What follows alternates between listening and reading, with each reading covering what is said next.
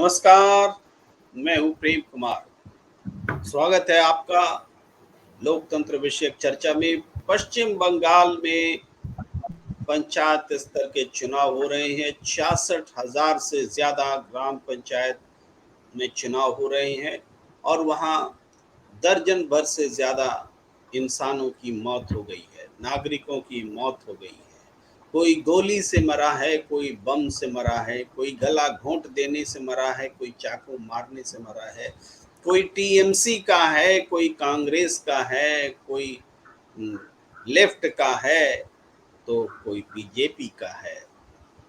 आखिर पश्चिम बंगाल में ये हालात क्यों हैं? इसमें कोई संदेह नहीं कि पश्चिम बंगाल वो प्रदेश है जहां हर चुनाव में हिंसा होती रही है। चाहे कांग्रेस का शासन रहा हो, चाहे वामपंथी दलों का शासन रहा हो, चाहे तृणमूल कांग्रेस का शासन रहा हो।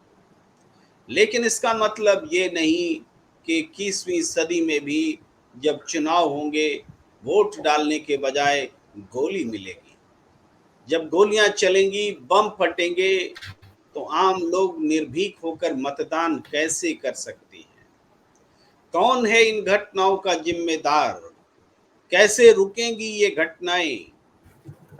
क्यों नहीं अहिंसा को दूर रखना सुनिश्चित करते हुए मतदान संभव हो पाता है? इसके लिए चुनाव से पहले क्यों नहीं चर्चा होती? चुनाव के दिन हिंसा होने के बाद ही हम क्यों अपना माथा पीटते हैं और ये रवायत बन गई है? चुनाव से पहले हिंसा, चुनाव के दिन हिंसा, चुनाव के बाद हिंसा, लेकिन इस हिंसा पर कभी बात नहीं होती, सर्वदलीय बैठक नहीं होती, चुनाव आयोग कभी बैठता नहीं इस पर।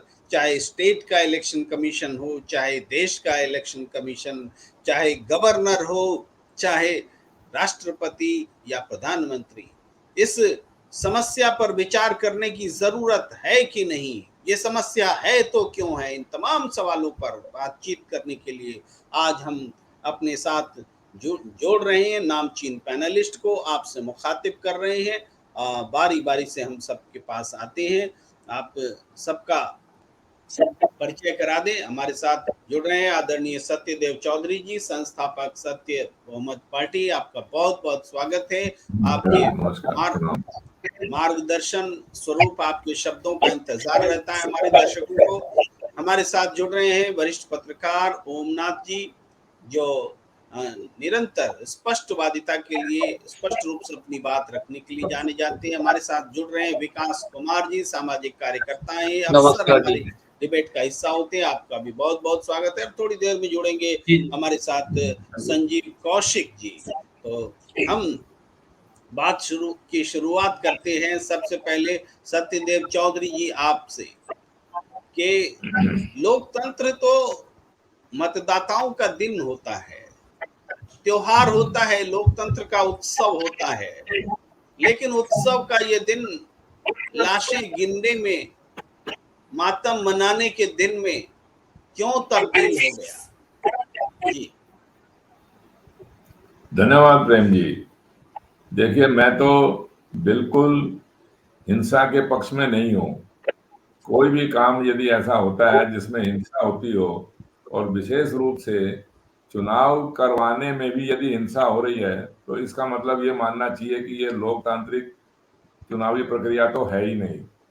अब जिसमें देखिए ना, 4 मुख्य राजनीतिक पार्टियां भाग ले रही हैं, तृणमूल कांग्रेस, लेफ्ट कांग्रेस और बीजेपी। और जब इस हिंसा के अंदर चारों ही पार्टियों के कार्यकर्ताओं की हिंसा हो रही है, लीडर एक भी नहीं मरेगा, लीडर एक भी नहीं मरता, लेकिन जो मरने वाले लोग हैं वो आपस के अंदर पता नहीं क्यों ऐसी लड़ाई करते हैं कि गरीब लोग ही मारे जाते हैं। तो ऐसी हिंसा से अच्छा तो ये होता कि ये चुनाव ना ही करवाएं। और जब वहां पर चुनाव के समय पर चुनाव आयोग है, स्टेट पुलिस है, राज्य की पुलिस है, और सेंटर की भी फोर्स वहां पर मौजूद है, उसके बाद भी यदि हिंसा हो रही है, तो फिर ये हिंसा रुकेगी कैसे? या हम ये भी कह सकते हैं कि भाई ये पुलिस और सेंटर फोर्स जानबूझ के हिंसा करवा रहे हैं, और किसी क्षेत्र के अंदर किसी एक विशेष वर्ग के लोगों को चुनाव में भाग ही लेने के लिए, निकलने के लिए रोक दिया जाता है, तो फिर ये क्या चुनाव हुआ? जिसको तो आप लोकतांत्रिक चुनाव तो कह ही नहीं सकते ना। तो ये क्यों, ये क्या सिर्फ पंचायत के चुनाव के अंदर जब ऐसा हो रहा है, और कहते ही हैं जी कि चुनाव के पंचायतों से ही जो आने वाले चुनाव हैं 2024 के लोकसभा के, उससे उनकी जमीन तैयार हो रही है, उससे उनको पता लगेगा कि कौन सी पार्टी कैसे जीत रही है। जबकि बंगाल के अंदर जहां तक मैं समझ पाया, हिंसा की बात तो अलग है, चलो सब पार्टियों के और हर चुनाव के अंदर हिंसा हुई, शायद बीच के अंदर थोड़ा समय ऐसा गया जहां पर हिंसा नहीं हुई, लेकिन इसके अलावा उससे पहले तो बहुत ज्यादा हिंसा होती थी, लेकिन हिंसा अभी भी हो रही है। लेकिन जब हिंसा हिंसा के साथ ही चुनाव होना है, तो फिर चुनाव करवाया ही क्यों जा रहा है? फिर चुनाव करवाने की आवश्यकता ही नहीं है। और ये देखिए, इसका चुनाव में हिंसा होने का एक ये भी मतलब है कि आपको समझ ही नहीं आ रहा कि हमें चुनाव करवाना कैसे है।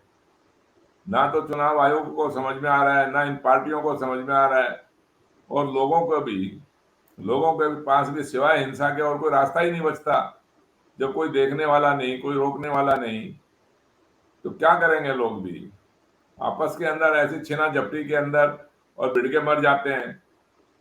जब चारों पार्टियों के लोगों के कार्यकर्ता मारे गए, तो फिर ये तो कह ही नहीं सकते ना कि भाई इस एक पर्टिकुलर इस एक पार्टी का दोष है। और पुलिस के होते हुए भी, सेंट्रल फोर्स के होते हुए भी जब हिंसा हो गई, तो फिर ये रुकेगी कैसे?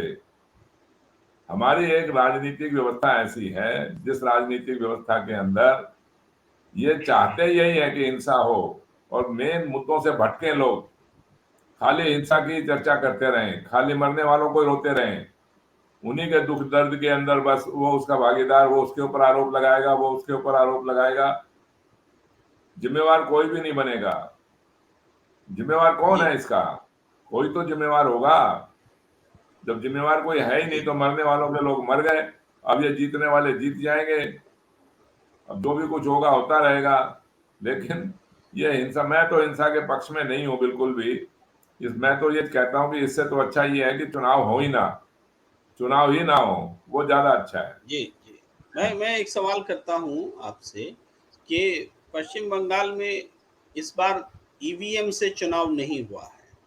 हाँ। मतपेटियों में वोट डाले गए हैं और कहा हम्म। ये जा रहा है कि इस वजह से कहीं पर उसमें पानी फेंकने की घटना हुई है, कहीं मतपेटियों को जल नष्ट करने की घटना हुई है। और तो क्या लगता है, ईवीएम से चुनाव कराना बेहतर था क्या?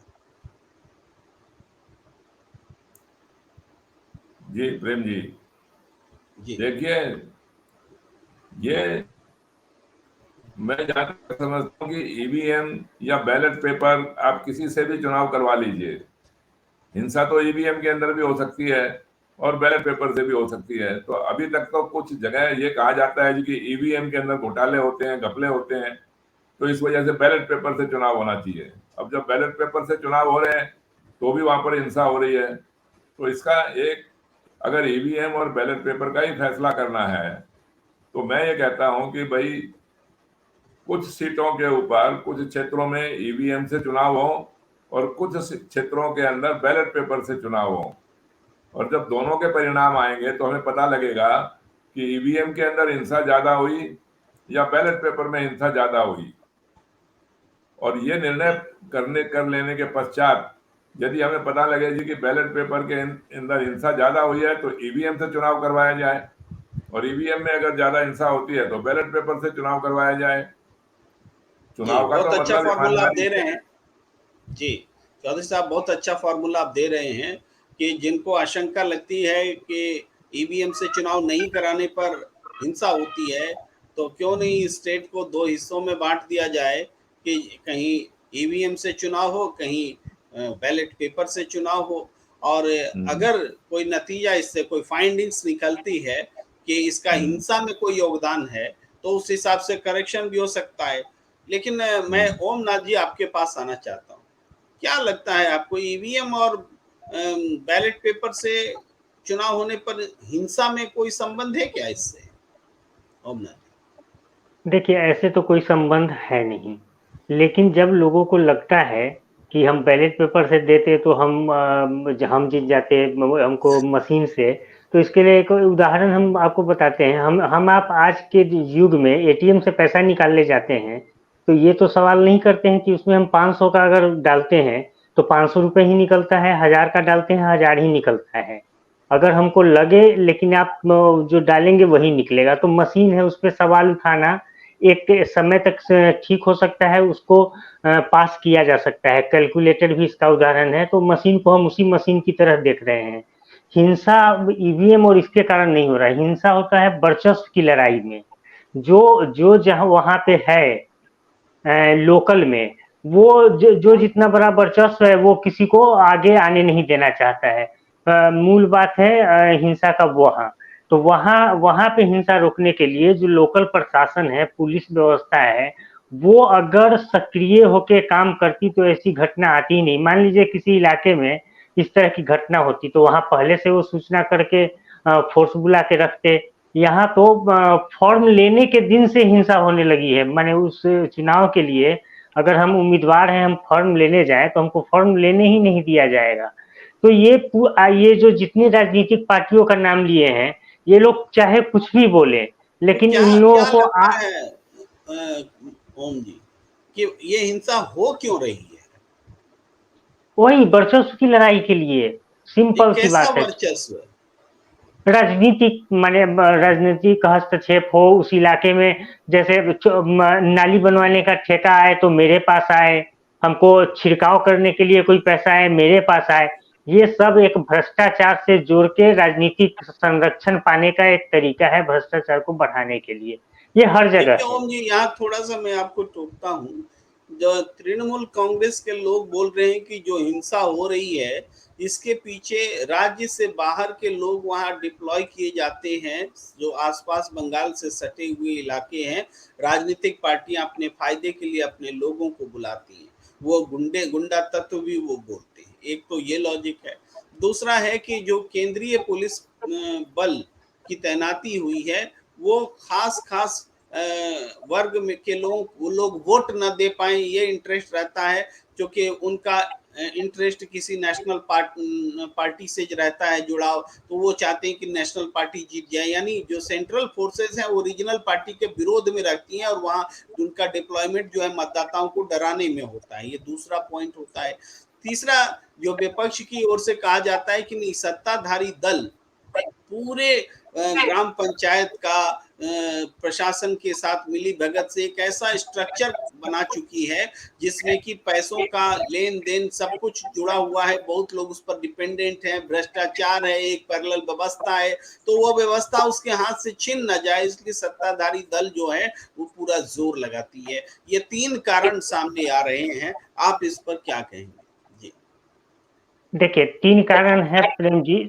तो जहाँ पुलिस, सेंट्रल पुलिस की बात हुई, तो उनपे आरोप लगाना निराधार है, क्योंकि वो कहीं और के रहते हैं। उनका निजी कोई स्वार्थ नहीं होता है कि माने यहाँ पे कौन जीतेगा।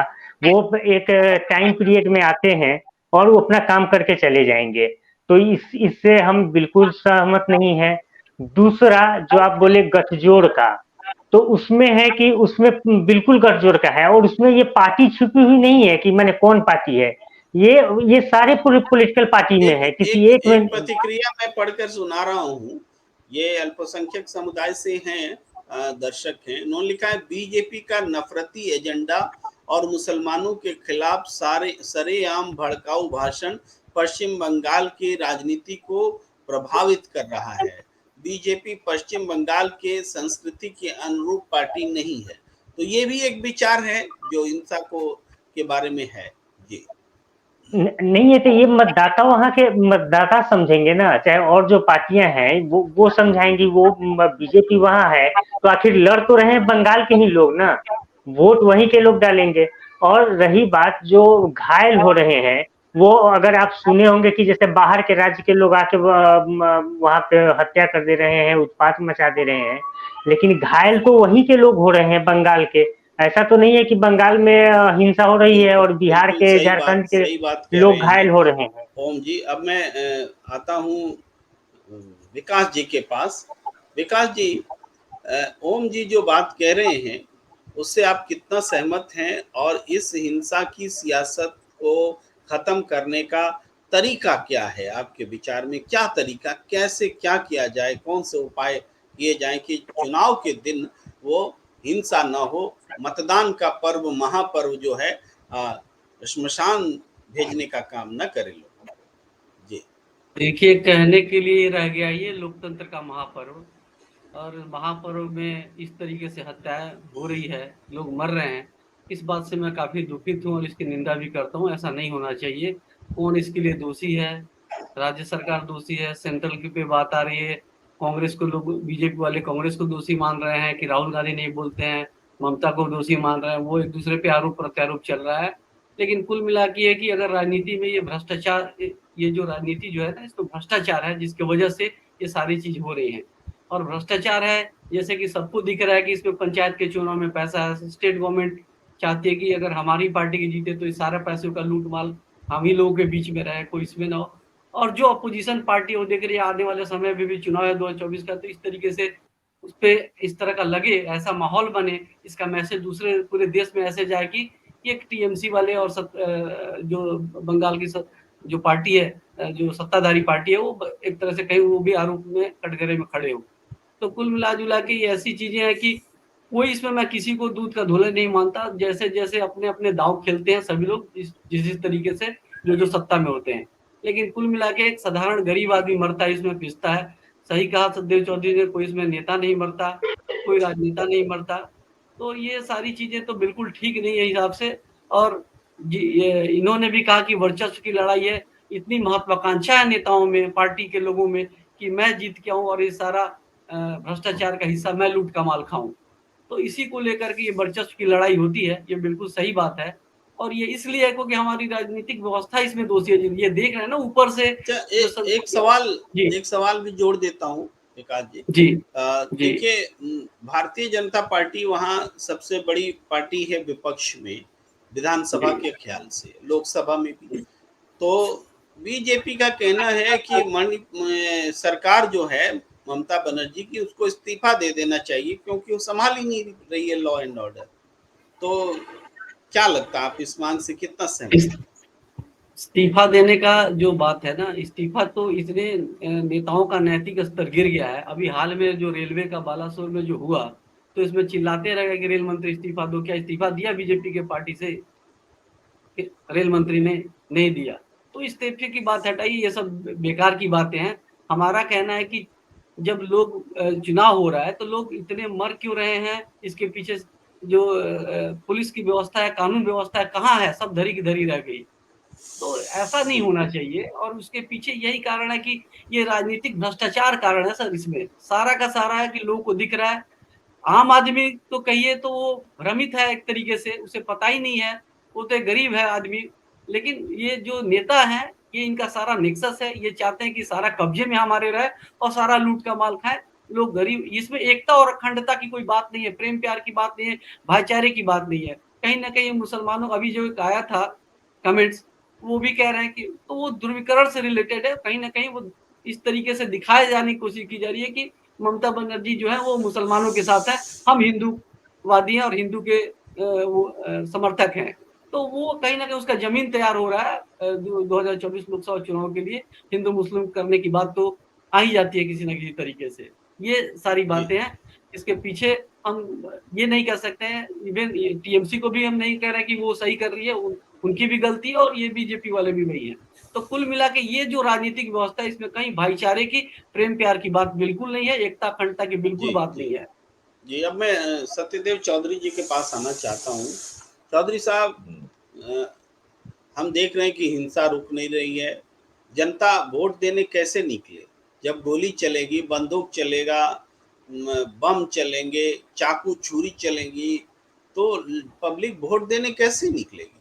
तो पब्लिक वोट ही नहीं देगी तो डेमोक्रेसी क्या, कैसे मजबूत होगी?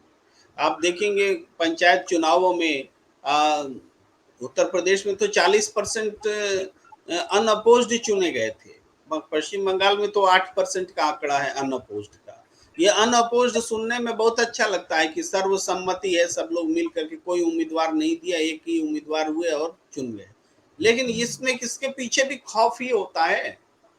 ज्यादातर मामलों में वो वातावरण होता है कि लोग उम्मीदवार देने के उसमें डरते हैं।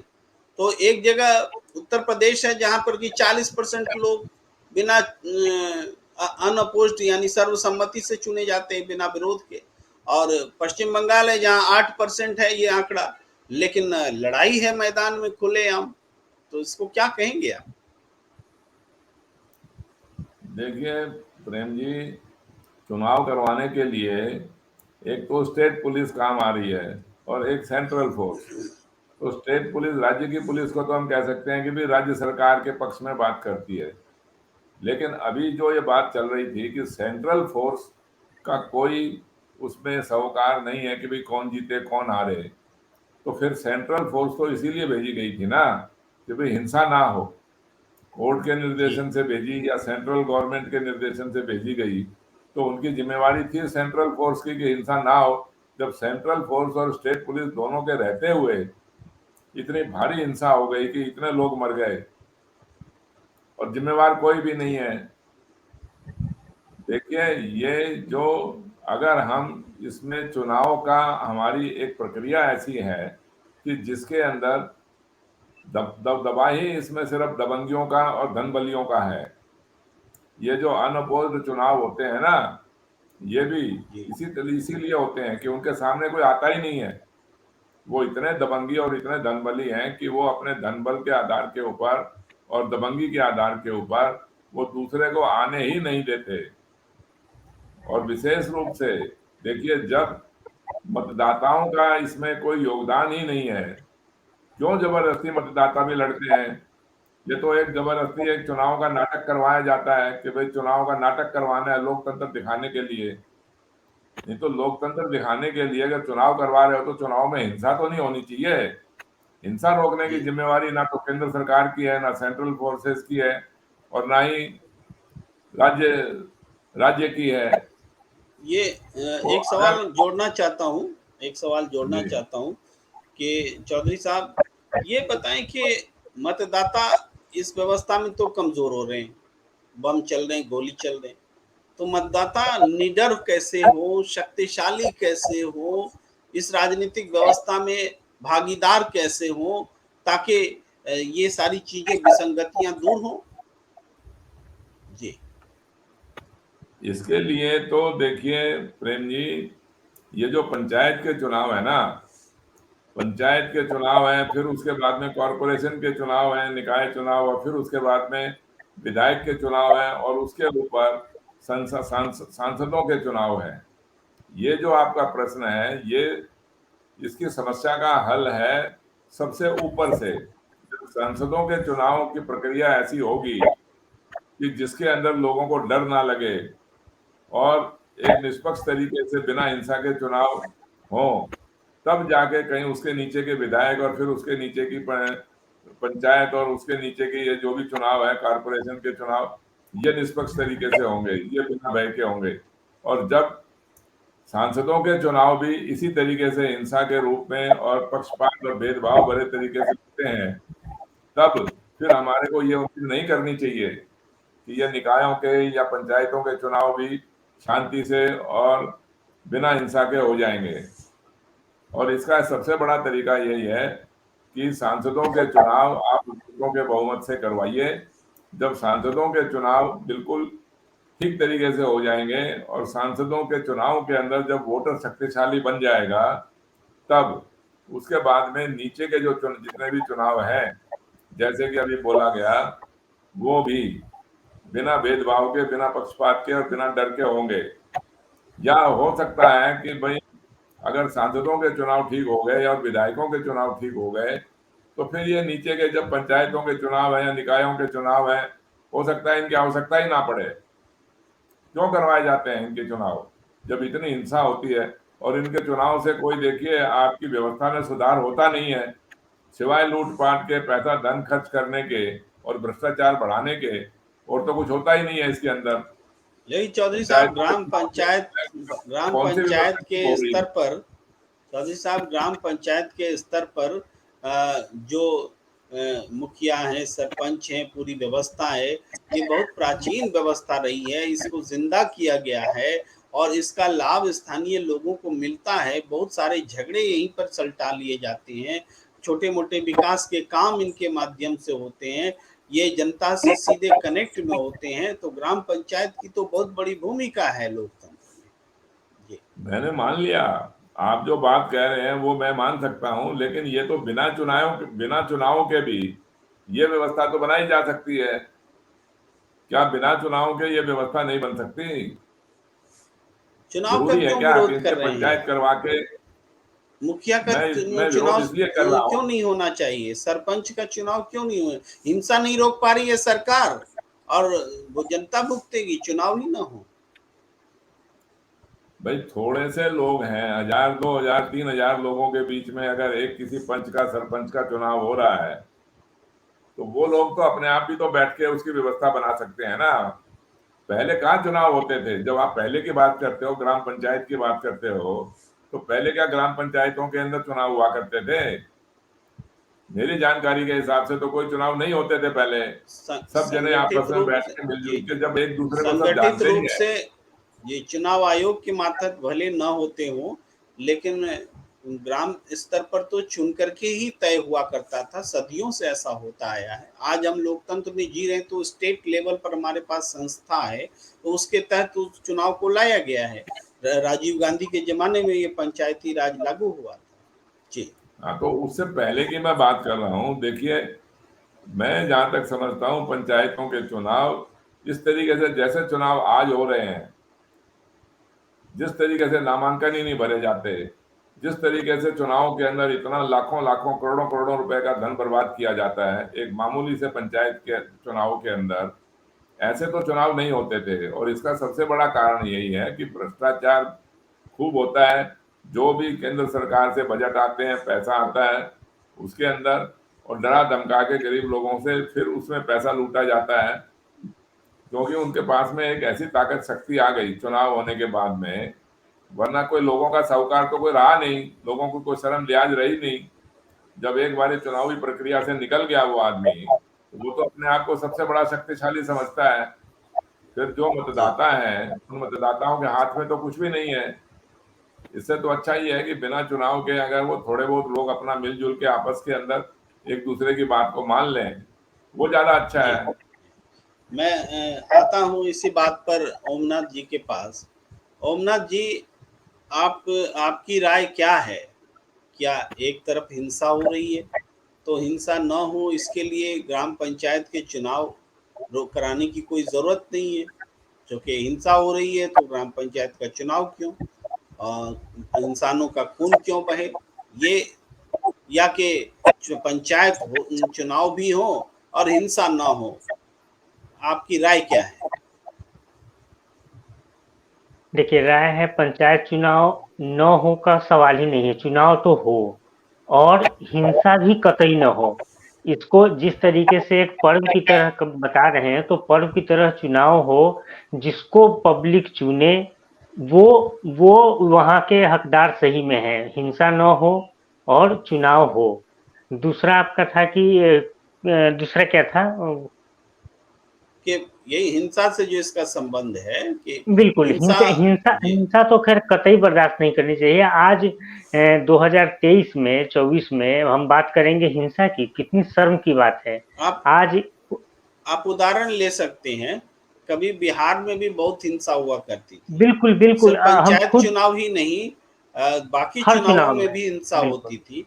लेकिन अब बिहार जैसा प्रदेश शांतिपूर्ण तरीके से मतदान कर सकता है, तो पश्चिम बंगाल क्यों नहीं कर सकता? देश के बाकी हिस्सों में कैसे पंचायत चुनाव में बिना हिंसा की हो रहे हैं चुनाव? जी बिल्कुल, 90 के दशक में हमारे यहाँ तो हर बूथ पे गोली चल जाती थी। एक बार हम खुद मैंने गए थे देखने और गोली चलने लगी। बहुत बच्चे थे, तो पता चला कि उसके बाद से हम लोग कभी चुनाव का नाम ही नहीं लेते थे। इतना दहशत था मेरे गांव में, कोई नहीं नाम लेता था। लेकिन हिंसा हिंसा देखिए, हिंसा रोकी जा सकती है, इन जितनी वहाँ पे लोग हैं माने राज कर रहे हैं, कर चुके हैं, करने के लिए वहाँ पे अग्रसर हैं, जो अपनी विपक्ष में है, तैयारी कर रहे हैं, इन सब किसी की वो इच्छा शक्ति नहीं है कि इसको कंट्रोल किया जाए। प्रेम जी, इतना माने जो लार्ज पैमाने पे कराते हैं, आप कभी एक ही जिला में करा के देखिए, कभी एक ही ब्लॉक का चुनाव करा के देखिए। अगर आप जैसे हमारे देश में ये भी एक कमी है, हमारी सरकार बताती नहीं है, हर डिपार्टमेंट में अधिकारी नहीं है, ऑफिसर नहीं है, कहीं पे बहाली नहीं हो रही है, कहीं पे माने कॉन्ट्रैक्ट बेसिस पे स्टाफ रख रहे हैं जो पूरे तरीके से निर्णय नहीं ले सकते हैं। ये सब टाइप का भी कारण है। तो अगर लेकिन उसी बीच में हम बता रहे हैं कि अगर इसको सही रूप में चुनाव कराना है तो आप एक ब्लॉक का पहले करा के देख लो, हिंसा होगी, पुलिस कोई इलाके में भर दो। तो ये सब इच्छा शक्ति ही नहीं है। चाहे जैसे बिहार में जिस तरीके से एक अधिकारी आए, टीएन सेशन, शायद वही उनका नाम यही था, टीएन सेशन, बिल्कुल और बिल्कुल। वहां बिहार में चुनाव फेयर कराए, उसके बाद से कभी कोई घटना नहीं है। हाँ, इक्का दुक्का चुनाव में घटना हो मैंने सुनने को आता है, वो हर चुनाव में आता है, वो आपसी रंजिश का हो चाहे कुछ भी, लेकिन चुनाव से रिलेटेड रहता है। लेकिन अगर ये इच्छा शक्ति नहीं है कि ये लोग ये इसको दुरुस्त कर पाए। वहाँ इसमें सब पार्टियां हैं, लेफ्ट है, तृणमूल है, बीजेपी है, कांग्रेस है, वहाँ की जो चूंकि वहाँ का माहौल ही ऐसा लोग बना के रखे हुए हैं, जो ऊपर के नेता हैं वो लोग, यही एक रीजन है। मैं आता हूं चौधरी साहब आपके पास कि देखिए, कुल मिला के वो आपने सही कहा कि ऊपर से नीचे जो है व्यवस्था आती है। अगर मतदान का पूरा तरीका इस बदल जाए और ये तय हो कि भाई लोकसभा में ही है, तो मतदाता जिसको वोट करे, जिस पार्टी को वोट करे, जिस पार्टी को सबसे ज्यादा वोट मिले, उसकी सरकार बने, तो उम्मीदवार भी आपस में लड़ना बंद कर देंगे। भाई उम्मीदवार क्यों लड़ेंगे, जबकि वो तो सरकार बनाने में सीधे योगदान नहीं कर रही, जनता कर रही है।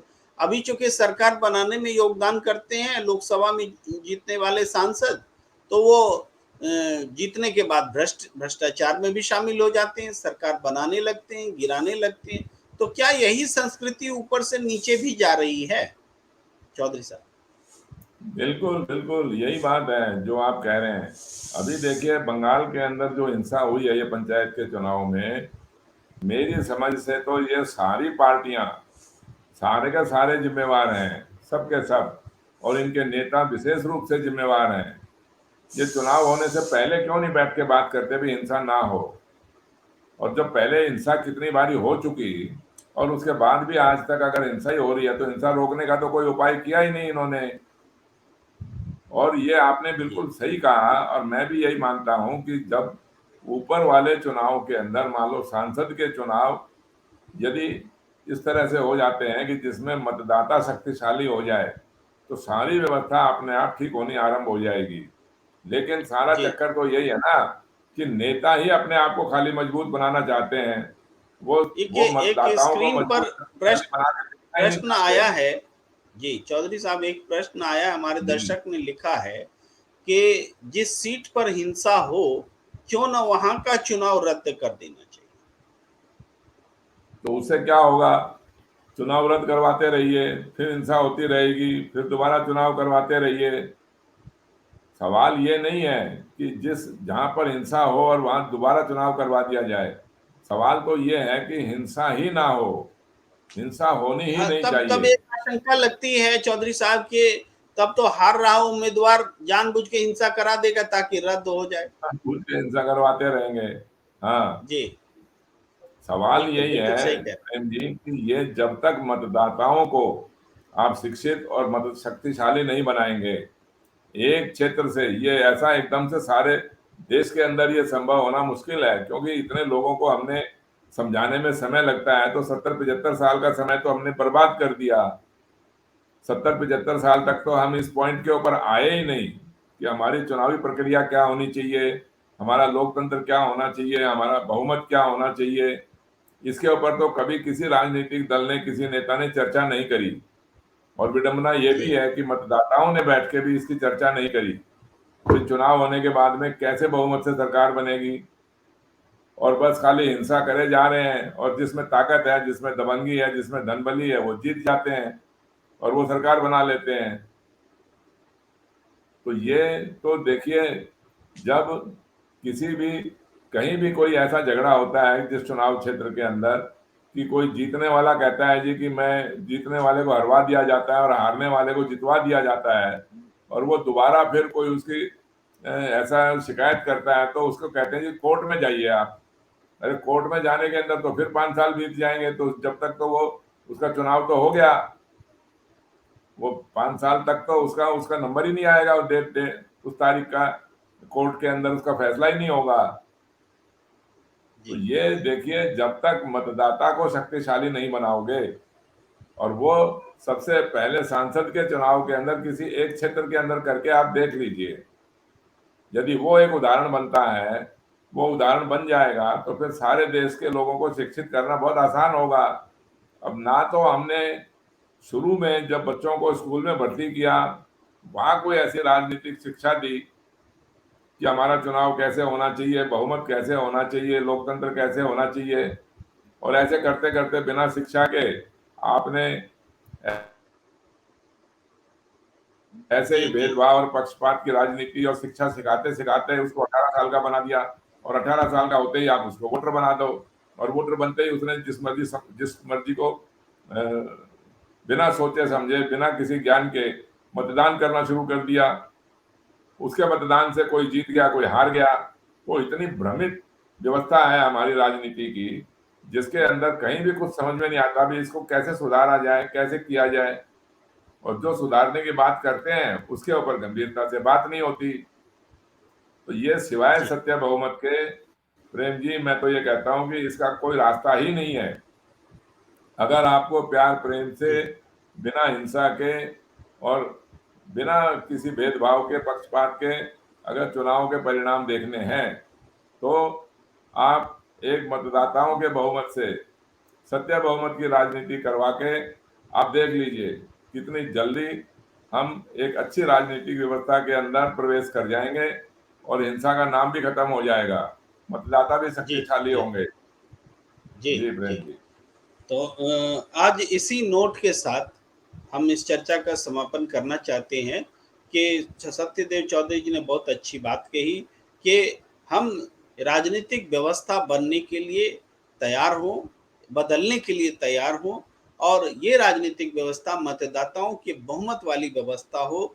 जब राजनीतिक व्यवस्था बदलेगी तो निश्चित रूप से उसका असर पूरे देश में पड़ेगा, और लोकसभा की सियासत बदलेगी तो विधानसभा चुनाव हो या स्थानीय निकाय चुनाव हो या ग्राम पंचायत चुनाव हो, सब पर इसका व्यापक असर होगा। और मतदाता जब अपनी शक्ति को समझेंगे तो कोई डरा करके उनको गोली नहीं मार सकता, कोई बम फेंक कर मतदाताओं को डरा नहीं सकता, क्योंकि मतदाता तब शक्तिशाली होंगे। तो राजनीतिक व्यवस्था को बदलने की पहल का आग्रह जो सत्यदेव चौधरी जी ने किया है उसको रखते हुए आज की बातचीत को विदा लेने का वक्त। एक जरा सी जी बात जी बोलना चाहता हूँ प्रेम जी, कि जी जी चुनाव, लोकतांत्रिक चुनाव के अंदर मैं जहां तक समझता हूँ कि पुलिस का और सेंट्रल फोर्स का कुछ होना ही नहीं चाहिए, ना पुलिस कोई होनी चाहिए, भूमिका ना नहीं होनी सेंट्रल चाहिए। फोर्स होनी जी, चाहिए। बिना फोर्स बहुत के अच्छी बात कह रहे हैं जी, बहुत अपने अच्छी आप अपना बात कह चुनाव रहे हैं करवाइए। लोकतंत्र तो उसको बोलते हैं। जी जी कि लोकतंत्र का मतलब है कि निर्भीक तरीके से वो, यहाँ पुलिस का क्या काम, सेंट्रल आर्म्ड फोर्स का क्या काम। तो जब अगर इनकी जरूरत है तो निश्चित रूप से लोकतंत्र में बड़ी खामी है। ओमनाथ जी भी इस पर सहमति जता रहे हैं। बिल्कुल तो बिल्कुल बिल्कुल।